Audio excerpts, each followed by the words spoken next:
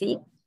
Bueno, yo voy a hablar de lactancia humana y diversidad de género, específicamente en el colectivo LGBT, ¿sí? Los hombres trans, las mujeres trans, las personas no binarias pueden elegir amamantar o dar el pecho a su bebé. No es necesario dar a luz para amamantar o dar el pecho, como vemos muchas veces en las experiencias de bebés y de bebas adoptados, que se les da el pecho sin haber pasado, ¿sí?, por un embarazo. Voy a hacer una declaración de ausencia de conflicto de interés. No tengo ningún potencial conflicto de interés económico ni profesional con ninguna empresa ni laboratorio que viole el Código de Sucedáneos de la Leche Humana.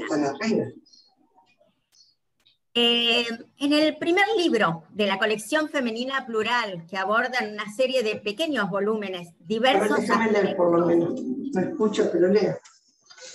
Perspectivas de los feminismos, Jamila Ribeiro nos habla sobre desde qué lugar hablo. Voy a interrumpir un segundito para hablar porque escucho que alguien tiene el... Voy a desactivar ahí el audio. Espera que vamos a... Claro. Se mutea a todos. Mónica, tenés que mutear vos a los participantes porque estás como hospedadora. Sí, ¿Vas sí, a participantes? Sí, estoy buscando porque como tengo arriba la barra, por eso exacto. estaba Bien. Silenciar a todos. Sí. Y les pedimos a todos que por favor silencien. Ahí está. Sí, ahí está. Bueno, ahora sí, puedo seguir. Entonces les contaba de Jamila Ribeiro, que ella nos habla acerca desde qué lugar hablo. ¿Sí? Todo el mundo tiene un lugar desde el que habla. Mi lugar desde el que hablo es que no soy médica, no tengo una visión heteronormativa, soy cisgénero, lo que significa que coincide mi asignación de sexo al nacer con mi identidad de género. Soy psicóloga, soy terapeuta sexual y especialista en lactancia humana. Soy líder de la Liga de la Leche y una eterna estudiante. Y con este tema, especialmente esto de que soy una eterna estudiante, porque cada vez que hablo o preparo esta temática voy aprendiendo algo nuevo, porque también es un tema donde constantemente van apareciendo diferencias, van apareciendo actualizaciones, incluso diferentes formas de denominar cada uno de los elementos de los que vamos a hablar. Bueno, nosotros en la presentación pusimos LGBTQI+, yo voy a, este acrónimo lo voy a simplificar cuando me refiero diciendo LGBT, que es un acrónimo utilizado por el bien de la brevedad, ¿sí? Sería lesbiana, gay, bisexual, transgénero, queer, intersexual. Va a incluir individuos y grupos cuya orientación sexual u identidad de género se considera fuera de la norma de la sociedad. Voy a desactivar acá otro audio, perdón. Entonces, como podemos ver, la sigla incluye así categorías de identidad relacionadas con la orientación sexual, como es el caso de lesbianas, de gay y de bisexuales, con la identidad de género, cuando nos referimos a las personas trans, y con la diversidad corporal, cuando hablamos de intersexual. ¿Cuál es la prevalencia de LGBT en Estados Unidos? Es entre un 4 y un 11% de la población de los Estados Unidos que se identifica como LGBT.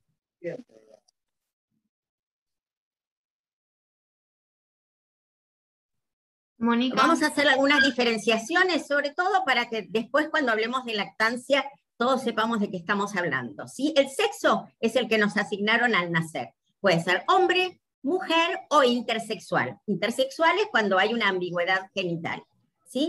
Nuestros órganos reproductivos. Mónica, ¿te interrumpo un segundo? ¿Puede ser? Sí, claro. ¿Te podemos guiar para silenciar a todos los participantes? Se pueden poner ustedes de coanfitriones porque yo silencié a todos los participantes, pero de pronto por alguna razón... Danos 2 segundos y lo hacemos. Igual ya me podés sacar la parte de anfitriona porque yo ya configuré, o sea que quizás con tener solo el uso compartido de pantalla alcanza si ustedes se ponen como co-anfitriones. Continúo. Bueno, no me acuerdo por dónde estaba, creo que estaba diciendo que nuestros órganos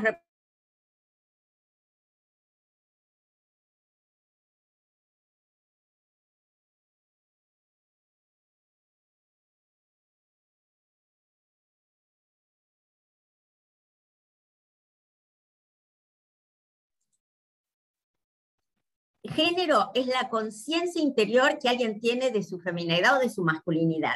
Identidad de género es cómo se autoidentifican. La expresión de género es cómo una persona presenta su género dentro de un contexto cultural a través de su conducta, de su ropa, ¿sí?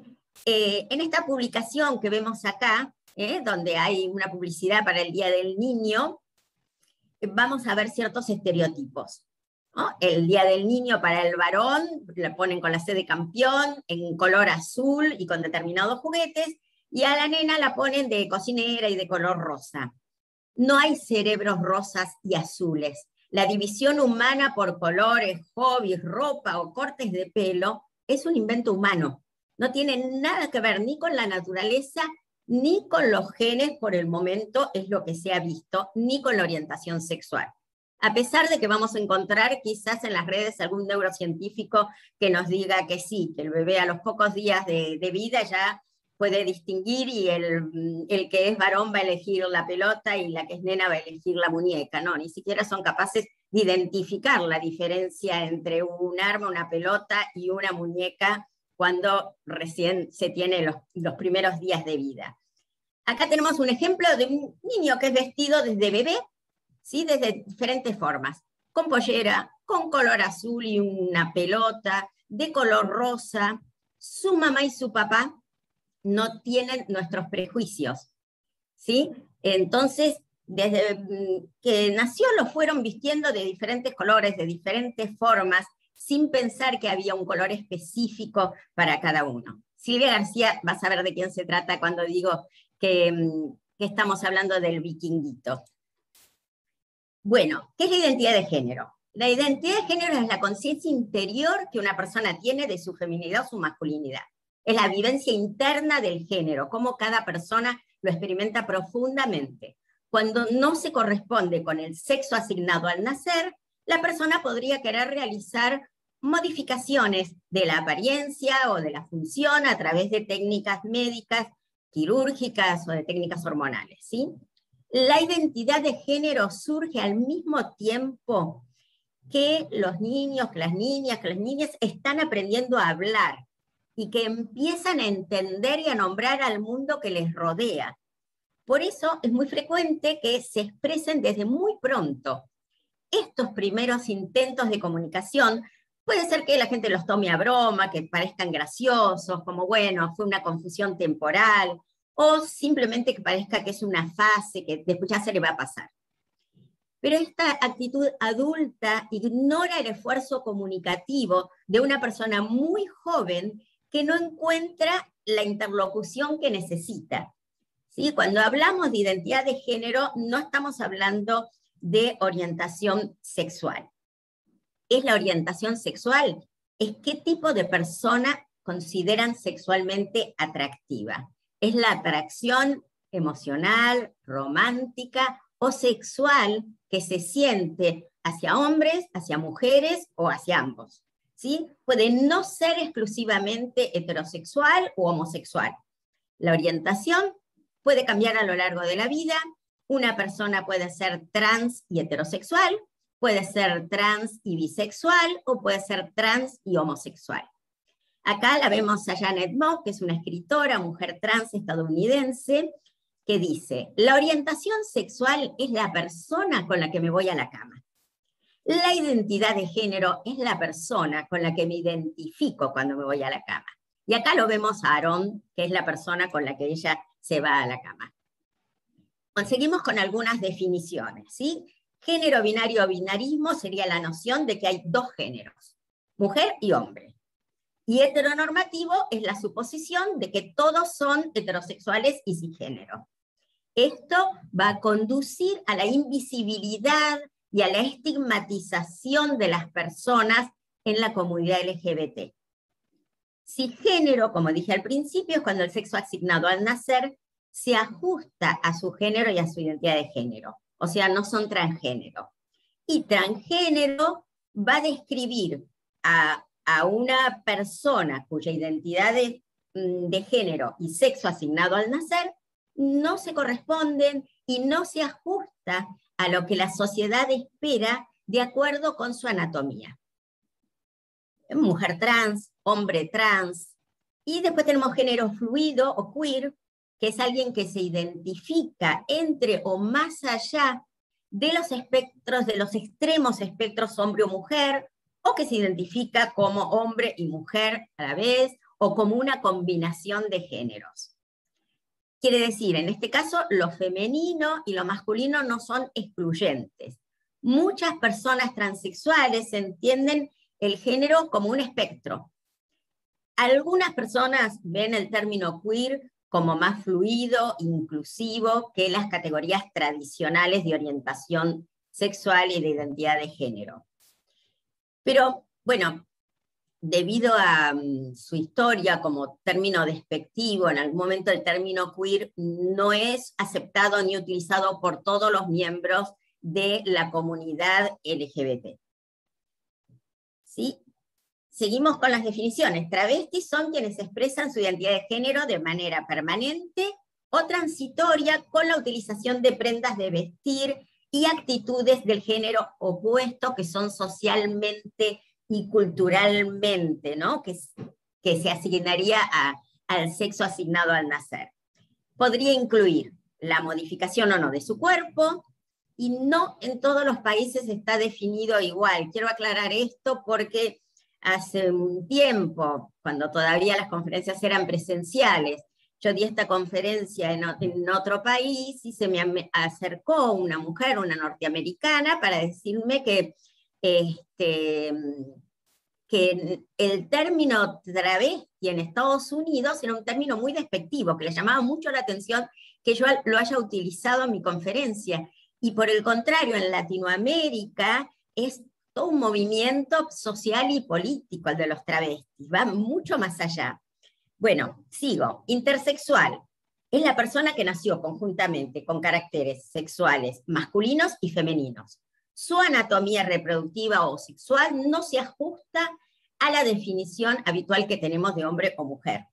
Entonces va a integrar a los que poseen características genéticas de hombre y de mujer, y se va a definir como todas aquellas situaciones en las que el cuerpo sexuado de un individuo varía respecto al estándar de corporalidad femenina o masculina culturalmente vigente. El transexual sería cuando su identidad de género no concuerda con el sexo asignado en el nacimiento y hay un sentimiento de pertenencia al sexo opuesto al asignado al nacer. Suelen querer modificar sus características de tipo genital y físico, optando por alguna intervención médica, como ser hormonal o quirúrgica, o ambas, que es lo que vamos a llamar proceso de transición, para ir adecuando su apariencia física, biológica, a su realidad psíquica, espiritual y social, y así poder ir aliviando esta incongruencia. Bueno, la transición entonces es el cambio en la identidad de género pública. Puede incluir un tratamiento médico y hormonas, cambio de nombre y de pronombres, puede implicar un cambio en la apariencia y en la vestimenta, podría incluir salir del closet ante sus amigos y su familia, puede ser una transición social o una transición médica o ambas. ¿Sí? El hombre trans nace con sexo biológico femenino y manifiesta identidad de género masculina. La mujer trans nace con un sexo biológico masculino y manifiesta identidad de género femenina. Relación a la disforia de género, bueno, es un término muy discutido.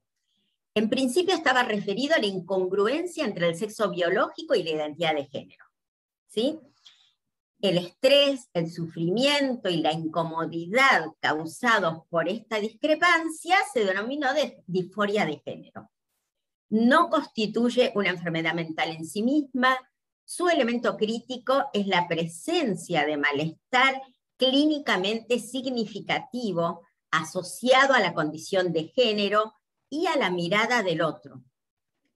A nosotros este término nos va a servir para explicar uno de los aspectos que tenemos que tener en cuenta cuando apoyemos a personas trans en la lactancia, por cambios significativos que va a haber en su cuerpo cuando van a dar el pecho. Entonces, como decía, la disforia de género no es un sinónimo de la transexualidad. La transexualidad es fruto de la no coincidencia entre el sexo de asignación neonatal y la identidad sexual sentida como propia. La disforia es un sentimiento de malestar que pueden o no padecer las personas transexuales y que es fruto de presiones exteriores que se alimentan en estereotipos. Las personas transexuales no nacen disfóricas, podrían no estarlo nunca si son acompañadas en su entorno cercano, respetando su libre desarrollo conforme a su identidad sexual.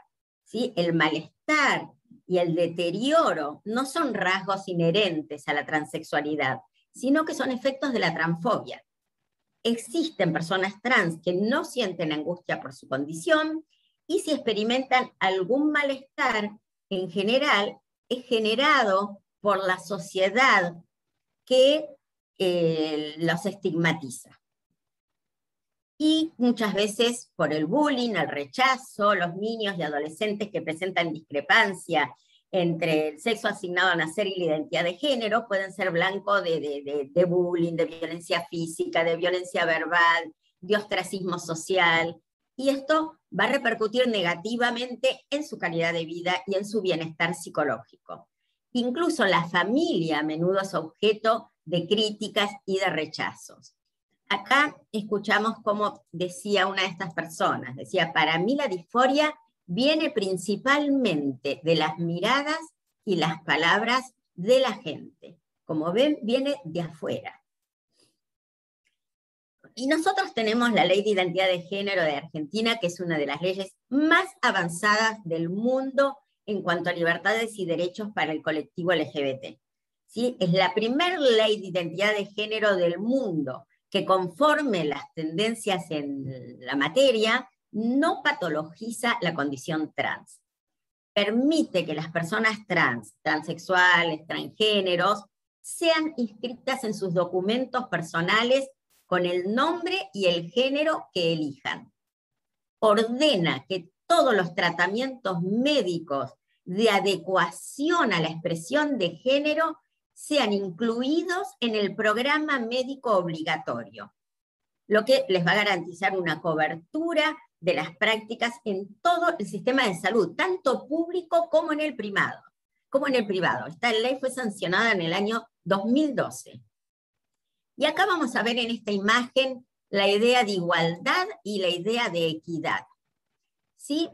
Acá vamos a tratar a todos por igual. Entonces, les estamos dando la misma bicicleta y el mismo tamaño. Y esto no les sirve. En cambio, equidad es darle a cada uno lo que necesita. El trato igualitario dado a personas desiguales no va a generar por sí solo igualdad, nos dice Marta Lamas. Es importante tener una política de no discriminación en el área de recepción de los consultorios donde nosotros estemos atendiendo. Usar un lenguaje inclusivo con todos los pacientes y términos neutrales cuando desconocemos el estado de la pareja de quien viene a consultar. ¿Sí? Vamos a usar los pronombres que se refieren al género que la persona expresa, no el del sexo de nacimiento. Por ejemplo, esta oficina aprecia la diversidad y no discrimina por motivos de raza, religión, edad, discapacidad, estado civil, orientación sexual o género percibido. Se trata de usar lenguaje inclusivo con todos los pacientes y términos neutrales, como ser la pareja, cónyuge, en lugar de hablar de novio o de esposo, cuando desconocemos el estado de la pareja de la persona que consulta.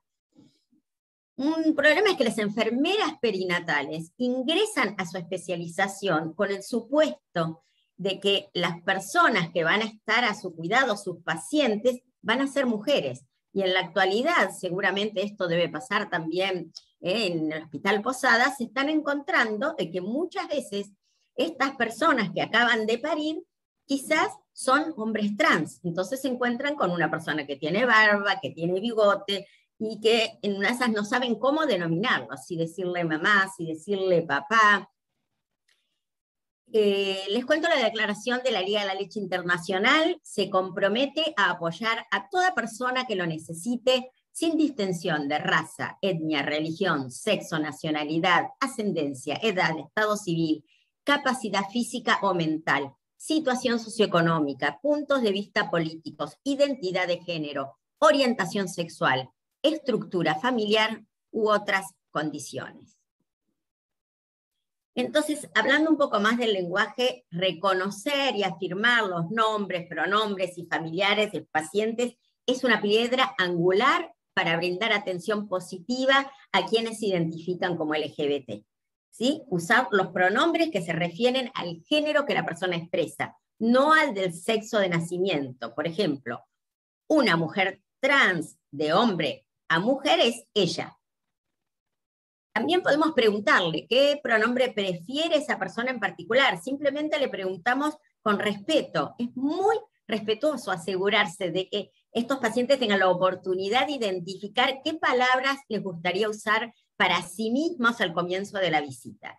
Y si nos equivocamos, pedimos disculpas enseguida y continuamos. No vamos a usar términos como travelo, él, ella, la hombre. Esas son expresiones peyorativas. No se van a referir a alguien diciendo que finge o que disfraza o que disimula en su género. Digo esto porque lo he escuchado. Usar transgénero como un adjetivo, no como un sustantivo, tampoco convertirlo en un verbo. Es una persona transgénero o trans, no es un trans. A ver, nosotros decimos, es una persona negra, no es un negro.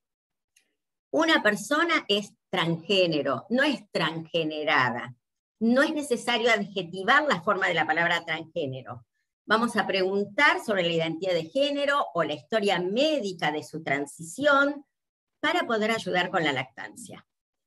Y es muy importante que hagamos solamente preguntas que son relevantes para la lactancia. No hacer preguntas por curiosidad, porque por ahí nos morimos de curiosidad por saber muchas otras cosas que no nos van a servir para apoyar en la lactancia. Por ejemplo, es innecesario preguntarles cómo piensan explicar su relación con su hijo si se les brinda apoyo para la lactancia. Bueno, sabemos que al momento hay poca investigación y datos sobre el acceso LGBT a la lactancia, ¿sí? En la literatura científica son predominantes los lenguajes y las imágenes heteronormativos y cisnormativos. Hay una presunta barrera para acceder a un apoyo de lactancia adecuado. Alice Farrow, en este artículo de Journal of Men's Lactation, nos dice que hay una supuesta falta de ambiente de trabajo positivo para la comunidad LGBT. Y la lactancia es un factor importante en la salud de los bebés y de sus progenitores lactantes. La comunidad LGBT y su familia no tendrían que ser considerados un capítulo separado en la literatura sobre lactancia. Tienen los mismos desafíos de lactancia y ajuste familiar, como las madres heterosexuales, y también desafíos únicos, actualmente bajo investigación o sin investigación. Entonces es necesario aumentar la conciencia LGBT y competencia dentro del campo de la lactancia y el uso de un lenguaje no genérico apropiado. Vamos a comenzar a hablar ahora de lactancia en mujeres lesbianas. En este trabajo de Elizabeth Gilman nos dice que la noción de compartir se hace presente en el proyecto conjunto de maternidad. que hay una decisión consensuada de quién va a ser la gestante, ¿no? Donde la edad, la salud, o a veces tener más ganas, son variables en la elección de cuál de las dos va a llevar adelante el embarazo. Y la idea de igualdad se refleja en el uso recurrente del verbo compartir, que es utilizado en relación con la vida cotidiana, el cuidado y la responsabilidad compartida de las criaturas, con el uso de técnicas reproductivas como forma de acceso a la maternidad, ¿sí? Por ejemplo, en la recepción de óvulos de la pareja, la propia maternidad biológica se vería compartida. O en la lactancia inducida, como modo también de compartir la crianza. En relación a esto, quiero decir algo relacionado con la ley, porque esta es una consulta que me hicieron muchas veces. La ley dice que toda trabajadora, madre de lactante, toda, podrá disponer de 2 descansos de 30 minutos. Quiere decir que si es una pareja de mujeres que las dos han tenido un hijo o una hija, las dos pueden disponer de 2 descansos de 30 minutos. A las dos le afecta esta ley y se les puede aplicar. No es que una sola tendrá que tomarse la licencia. Bueno, la lactancia inducida por parte de mujeres que no dieron a luz al bebé es una práctica reconocida ya por la Organización Mundial de la Salud, ¿sí? La leche humana posee en estos casos propiedades de la leche de transición. Como decía, la lactancia es un ámbito donde algunas parejas logran reafirmar e intensificar el proyecto compartido de maternidad a través de la lactancia en la madre no gestante. Es habitual el intento de estimulación de la secreción de leche, especialmente en los casos de los embarazos derivados de inseminaciones de nacimientos de mellizos. Cuando sea posible, vamos a considerar la priorización de la alimentación con calostro con la madre gestacional, dada la importancia que tiene el calostro para el recién nacido, ¿sí? El calostro se produce en la madre biológica a partir del 2º trimestre del embarazo. Bueno, se recurre a estimulación mecánica con sacaleches o también a estimulación química.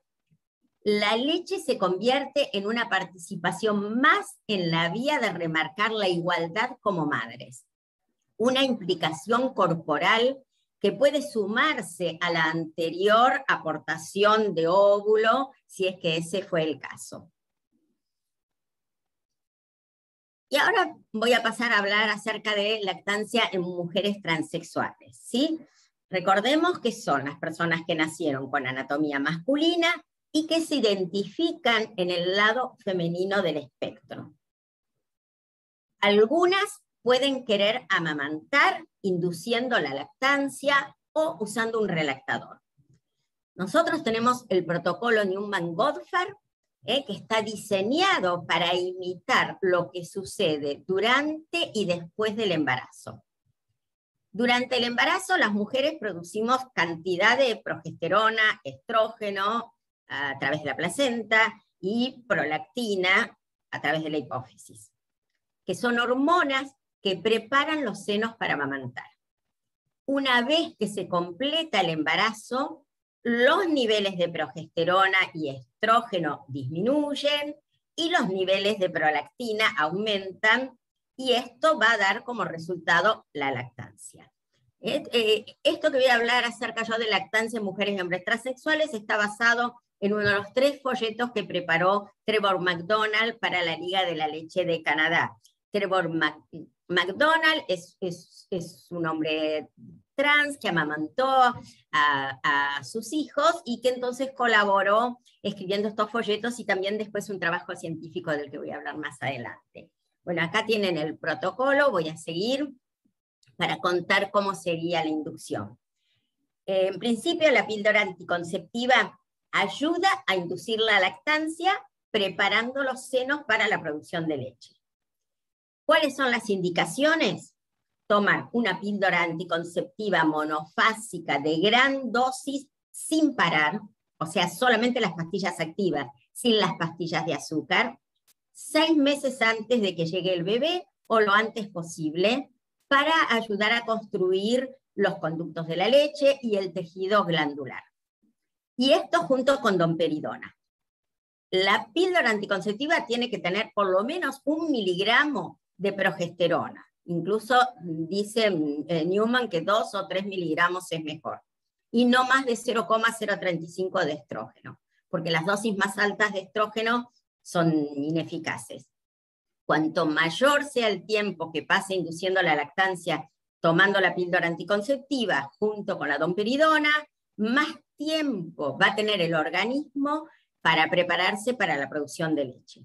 Como yo dije en mi presentación al principio, yo no soy médica, o sea que esto yo no se lo puedo indicar a una persona que venga a pedir mi asesoramiento como en lactancia, pero tengo que darle los datos para aquellos que sí van a poder medicar, y a modo de docencia, entonces les estoy dando la información de cuál sería el tipo de dosis que necesitan las mujeres transexuales.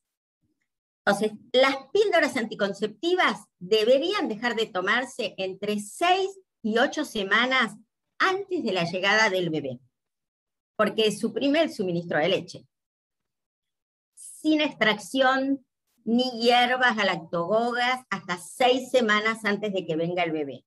La extracción antes de que los senos estén listos no es buena idea, y esto es importante tenerlo en cuenta porque como se conoce que en general, por ejemplo, muchas veces el caso de madres adoptivas lo que hacen es estimular con el extractor, o muchas mujeres intentan hacer esto, se cree que en estos casos va a ser lo mismo, y no. 6 semanas antes de que venga el bebé, se suspende la píldora anticonceptiva y se continúa con la dosis de domperidona, que lo que dicen Newman y Goldfast sería de unos 20 miligramos 4 veces al día. Y puede ser necesario tomar domperidona todo el periodo de lactancia. Y ahí sí, extraerse leche frecuentemente para estimular el tejido glandular y empezar a producir leche. Bueno, hay unas hierbas que se llaman galactogogas, son útiles para aumentar el suministro de leche. Están las semillas de fenogreco, que se recomiendan 3 cápsulas 3 veces al día junto con las comidas, y la hierba de cardo santo, que se recomienda 3 cápsulas 3 veces al día con la comida. La terapia hormonal para mujeres transexuales y personas transfemeninas generalmente incluye un estrógeno y un antiandrógeno, como espironolactona, ¿sí? Y también puede incluir una progestina. La terapia con estrógenos va a inducir el desarrollo del tejido mamario. Algunas mujeres transexuales disminuyeron con éxito su dosis de estrógeno, o sea, de la hormona sexual femenina, mientras amamantaban. Y van a tener que considerar el profesional de salud en forma individual, medicar con antiandrógenos o con estrógenos para una lactancia segura. Algunas mujeres transexuales indujeron la lactancia con resultados muy exitosos, llegando a producir prácticamente todo lo que necesitaba la criatura, ¿sí? La cantidad de leche que es producida va a depender de cuántos años haya estado antes tomando hormonas y cómo se haya desarrollado el tejido mamario durante ese tiempo. La cuestión es que si tiene implantes mamarios, nos vamos a encontrar con que puede tener algunas dificultades, porque puede haber rotura en los ductos o en los nervios, el tejido glandular comprimido o por cicatrices que hayan quedado. Para las mujeres transexuales que se sometieron a un aumento de senos, el tejido mamario puede ser menos flexible, las areolas pueden ser planas, igual que en el caso de la alimentación al pecho del hombre transexual, la cantidad de leche que se produce no es tan importante como la relación de lactancia que van a tener bebé y mamá. van a poder utilizar un relactador para mantener la lactancia si no llegan a una lactancia exclusiva, que es lo que suele suceder. Voy a contarles un caso, es el informe de un caso de una lactancia inducida en una mujer transgénero, que se publicó en el año 2018. Esta es una mujer transgénero de 30 años. Ella había estado tomando progesterona y espironolactona durante los últimos 6 años. Había desarrollado senos completamente desarrollados sin cirugía de senos. Tampoco tenía cirugía genital. Durante 3 meses y medio tomó domperidona, estradiol, progesterona y se estuvo estimulando con extractor de leche. Al mes produjo gotitas de leche. El trabajo dice que produjo 227 gramos de leche al día y que pudo alcanzar el volumen suficiente de leche humana para ser la única fuente de nutrición para su hijo durante las primeras 6 semanas. El desarrollo del bebé, sus hábitos alimenticios fueron normales y después se agregaron complementos porque había una preocupación de un insuficiente volumen de leche. Cuando se publicó este trabajo, ella seguía alimentando a su bebé con lactancia más complemento, y la paciente continuó tomando espironolactona mientras amamantaba para el bloqueo androgénico. Bien, entonces vamos a hablar de cómo apoyamos a hombres transexuales en la lactancia. Sabemos que nacieron con anatomía femenina y se identifican en el lado masculino del espectro. Algunos deciden parir y amamantar a sus bebés y pueden necesitar apoyo. Tanto la mujer como el hombre tienen tejido mamario, pero la palabra mamá o papá está más asociado a las mujeres. Los hombres trans, la palabra mamá o teta está más asociado a las mujeres. Los hombres trans pueden referirse a sí mismos como papá o como papi o cualquier término que no es mamá, que es lo que yo escucho que les pasa muchas veces a hombres transexuales internados por ahí en clínicas o que van a tener sus bebés en clínicas o en hospitales, que las personas que lo atienden, claro, le dicen mamá porque ven una mamá, pero es preferible hablarles en términos masculinos, preguntarles sobre los nombres y pronombres con los que se siente identificado. La terapia con testosterona para hombres transgénero o personas transmasculinas suprime la producción de estrógeno endógeno que podría producir la atrofia de los tejidos mamarios que responden al estrógeno. Los hombres trans que son padres gestacionales generalmente tienen que suspender la terapia con testosterona durante el embarazo. Si eligió tomar testosterona, puede provocar el cese de la menstruación y la ovulación y producir algunas características secundarias masculinas. Va a tener la voz gruesa, pues que tenga barba, que tenga bigote, un patrón de calvicie masculina. Lo que sucede es cuando deje de tomar la testosterona, casi todas las características secundarias masculinas van a continuar. Una vez que la testosterona estimuló el crecimiento de los folículos pilosos en la cara, los folículos van a permanecer, ¿sí? La testosterona es muy tóxica para el feto, nunca debe ser utilizada durante el embarazo, pero como es rápidamente metabolizada por el cuerpo, se considera seguro concebir a los pocos meses de dejar la terapia de testosterona.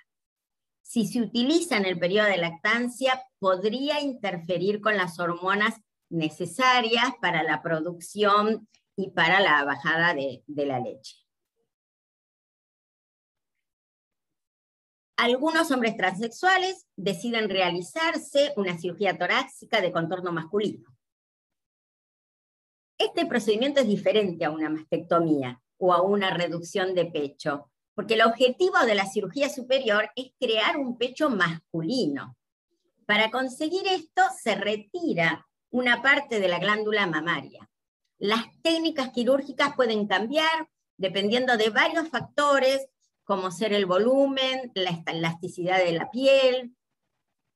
Para los hombres trans que se sometieron a una cirugía superior, el tejido mamario puede ser menos flexible, ¿sí? Las areolas pueden haber quedado planas. La técnica de la doble incisión normalmente incluye injertos de pezón, pero no es ideal para mantener la sensación en el pezón, que llega el bebé e informa, bueno, he llegado, empiecen a fabricar leche, porque se han cortado todos los nervios. Tampoco es ideal para conservar los conductos de leche. En cambio, el enfoque periareolar con incisiones que van fuera de la areola deja el pezón intacto y es probable que se obtengan mejores resultados en futuras lactancias. Lo que pasa es que en general los cirujanos no les preguntan a los hombres transexuales si están pensando en algún momento dar el pecho, o sea que no tienen en cuenta estos detalles. Y vamos a tener en cuenta cuáles son los objetivos que tienen en cuanto a la lactancia, ¿sí? Porque el hombre trans que dio a luz, podría ser que no quiera amamantar, podría ser que quiera hacerlo y que elija posponer la cirugía superior para llegar a producir suficiente leche, o otra opción es que se han sometido a cirugía superior y tienen el deseo de desarrollar una relación de lactancia que podría requerir el uso de un reactador. El crecimiento del tejido mamario durante el embarazo puede llegar a algunos individuos a tener sentimientos extremos de disforia. Y acá empezamos a utilizar este término del que hablé antes. Y esto posiblemente puede causar ansiedad o incluso puede causar depresión. ¿Sí? Si el crecimiento del tejido mamario puede producir esto, amamantar puede hacer lo mismo. Y decidir amamantar o no es una opción muy personal. Si no realizó cirugía superior, puede haber elegido vendarse el pecho para alisarlo y manejar su disforia de género. Pero muchos años de vendajes pueden afectar el tejido glandular. Vendarlo en el posparto inmediato, sabemos que puede aumentar el riesgo de conductos obstruidos, de mastitis, impactar en el volumen de leche. Algunas personas pudieron vendarse de manera ocasional, en algunas salidas y con cuidado, una vez que el suministro de leche estaba bien establecido y regulado. Ahora, cualquiera que utilice vendajes para el pecho durante el periodo de lactancia tiene que ser informado de los riesgos y vigilar la salud del pecho. Es necesario proporcionar apoyo para que no se realice ninguna presión en ningún área del pecho lactante, porque sabemos cuáles son los riesgos de esto, como decía hace un rato, por ejemplo, una mastitis. Bueno, siguiendo con el tema de apoyar a hombres transexuales en la lactancia, pedirles siempre permiso antes de tocar el pecho, explicarle qué es lo que se quiere hacer y para qué. Aclarar cuáles son los objetivos del padre transexual y hablar sobre las expectativas y sobre la realidad, ¿sí? Vamos a prestar atención y observar si no hay señales de depresión puerperal. Las personas transexuales tienen un mayor riesgo debido a la disforia de género, además de los retos habituales de dar a luz y de cuidar de un recién nacido. Cuando apoyemos a una persona que desea amamantar después de haber tenido su cirugía superior de masculinización del tórax, que elimina parte del tejido mamario para crear un torso masculino, recordarles que amamantar no es solo dar leche. Si tuvo cirugía superior, puede producir mucha leche, solo unas gotas o nada, pero cualquier cantidad de leche es importante. Y utilizando un relactador, padre y bebé pueden obtener el beneficio del vínculo a través de una relación de lactancia, incluso si no hay producción de leche. Bueno, la aprendida puede ser un desafío para el padre que tuvo cirugía superior debido a la falta de tejido glandular y de piel. El padre puede necesitar aprender a moldear su pecho, o sea, hacer un sanguchito, ¿sí? Cuando estamos dando apoyo, probar diferentes cosas desde diferentes ángulos para ver qué es lo que funciona. La posición reclinada, esta puede causar que el tejido del pecho se vuelva más tenso y dificultar la prendida, por eso le puse un no grandote. En cambio, la posición de fútbol americana y la posición cruzada podrían ser más efectivas y más recomendables. Bueno, va a haber leche, tanto si se quiere como si no. Si decidió no amamantar, necesita apoyo para reducir de manera rápida y segura su producción de leche después del parto. Explicarle que el posparto inmediato, que serían en este caso 1 o 2 semanas, las hormonas se van a encargar de la producción de leche.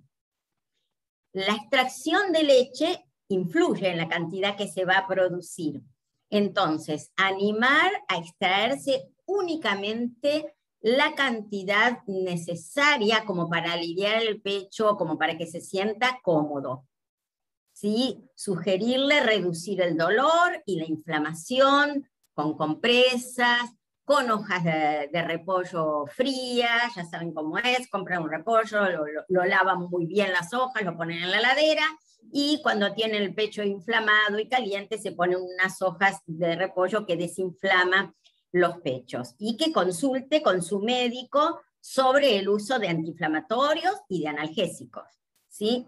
El padre nunca tiene que vendarse el pecho en este momento. Nunca debe vendarse el pecho para prevenir aumento del dolor, obstrucción de conductos y mastitis, como decía hace un rato. Hay algunas hierbas y medicaciones que se conocen como antigalactobobos, que disminuyen la producción de leche, y esto sí es algo que pueden tomar si han decidido no dar el pecho.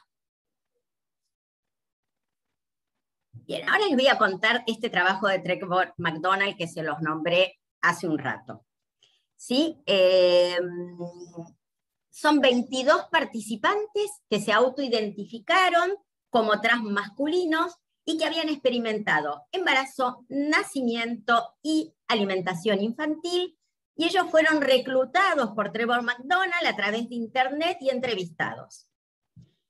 Hizo una pregunta de investigación abierta. ¿Cuáles son las experiencias de personas transmasculinas con embarazo, parto y alimentación de sus recién nacidos?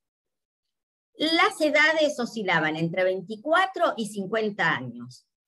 Cada participante tenía al menos alguna educación de nivel universitario y 13 de los 22 tenían título de posgrado. Vivían en Estados Unidos, en Europa y en Australia. Una cosa importante fue que la necesidad de alimentar al pecho sin que nadie sea testigo o juzgador del proceso estaba en conflicto con su capacidad de buscar apoyo y buscar ayuda para la lactancia en algún profesional de la salud.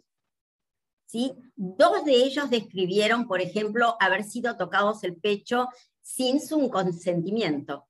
Una experiencia que les causó muchísima angustia en un momento que ya era desafiante. ¿Sí? Si tocarlos podría desencadenar disforia de género, podríamos emplear técnicas de no intervención para enseñar las posiciones para la alimentación al pecho o el uso de un relactador.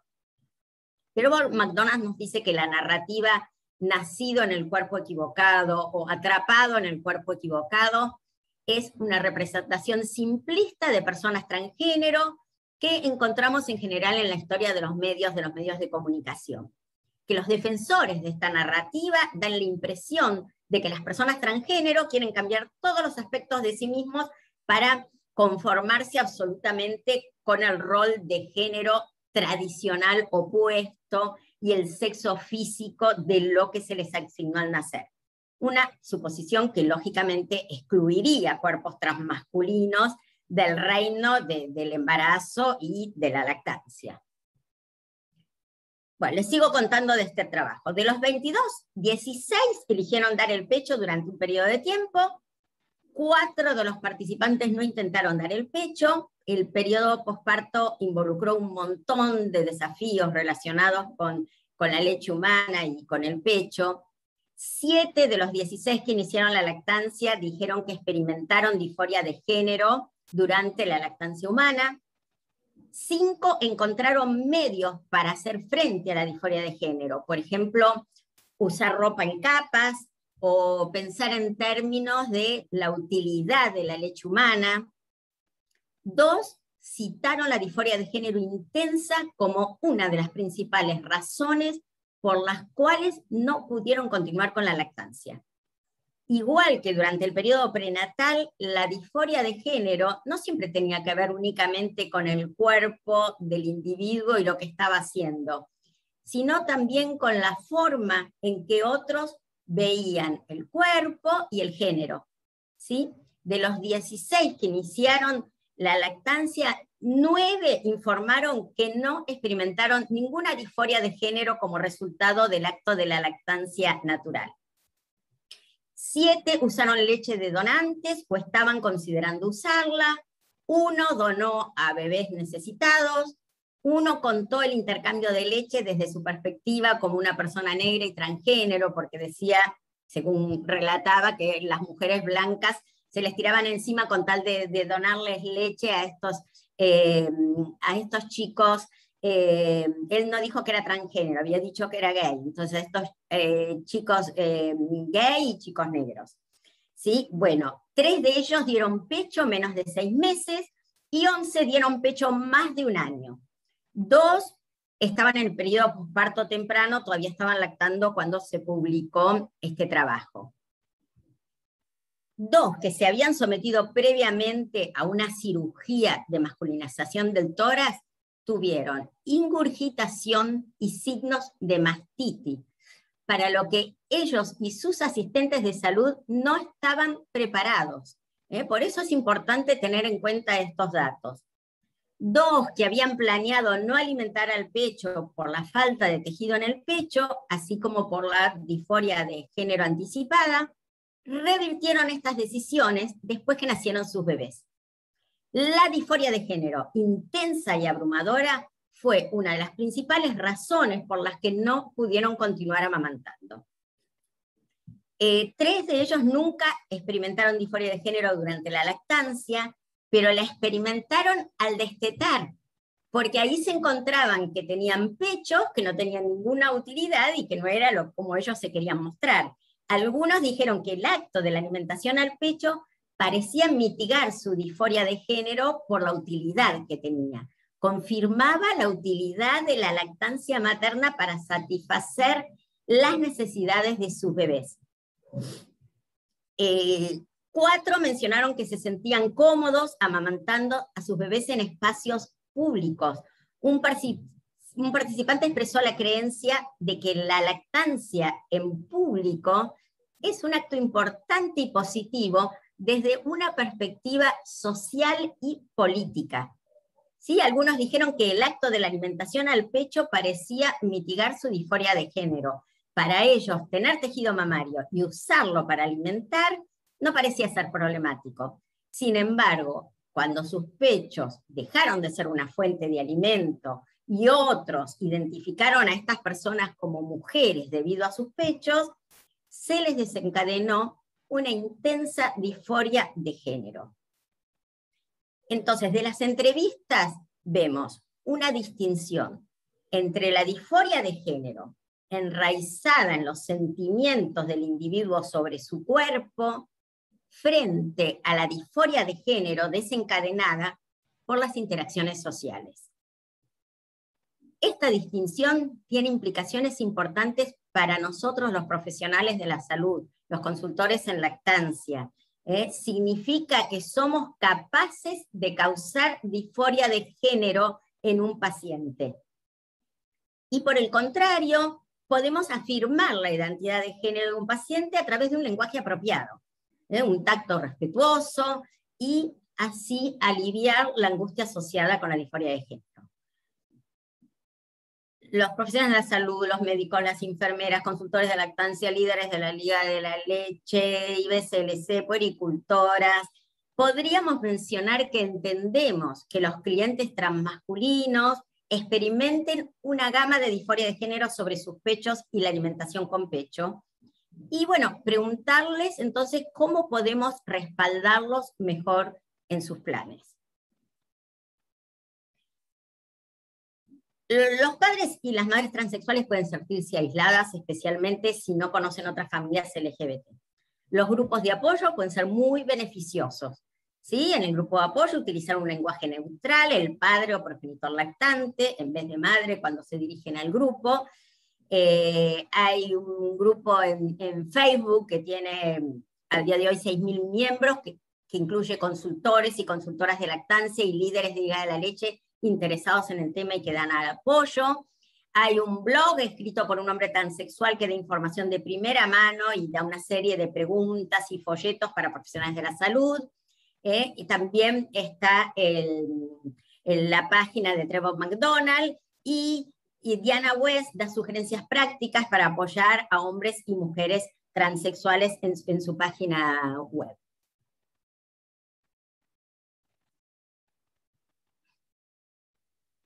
Voy a hablar un poquitito acerca de la familia homoparental, ¿sí? Es la pareja de hombres o de mujeres que se convierten en progenitores de uno o de más niños o niñas. Las parejas homoparentales pueden ser padres o madres a través de la adopción, de la maternidad subrogada o de la inseminación artificial en el caso de las mujeres.